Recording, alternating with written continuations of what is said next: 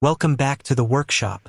Today we're restoring a pair of hazy, yellow, and scratched headlight. The first step in this headlight restoration is removing the old, damaged outer layer.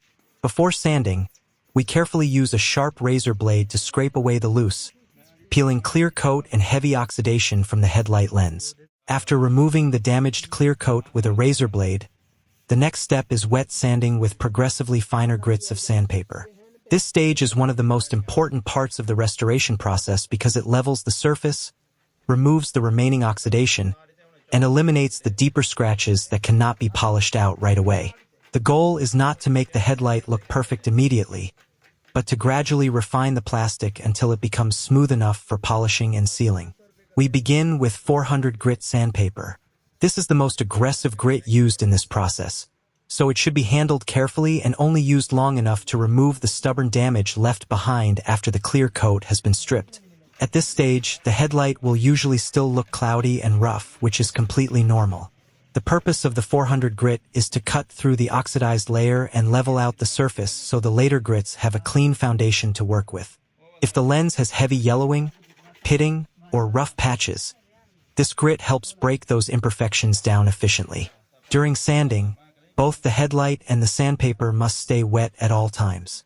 Water acts as a lubricant, reduces friction, and helps carry away the plastic residue that builds up as you sand. Keeping the surface wet also prevents the lens from overheating, which can cause unnecessary damage or uneven sanding marks. A spray bottle filled with clean water works well for this step, and it is a good idea to re-wet the surface frequently rather than waiting until it starts to dry.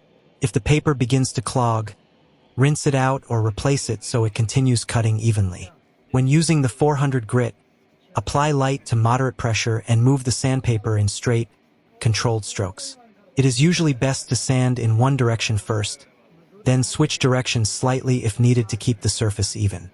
Avoid pressing too hard, especially around the edges of the headlight, because the plastic. Once the headlight has been cleaned and any heavy oxidation has been removed, we move on to buffing with a grinder fitted with a polishing wheel. This step is used to smooth the surface and bring back clarity by working a polishing compound into the plastic. At this point, the lens may still look dull or hazy, but that is normal. The goal of buffing is to gradually restore shine and remove the fine marks left behind from the earlier preparation stage. As you begin buffing, it is important to keep the grinder moving at all times. Holding the polishing wheel in one spot for too long can generate heat and damage the lens, so use steady, controlled passes across the surface. Many restorers like to work in overlapping motions so the entire headlight is covered evenly. This helps ensure that the polishing compound is distributed consistently and that no section is left untreated. After the first pass with the polishing wheel, the headlight should start to look smoother and more reflective.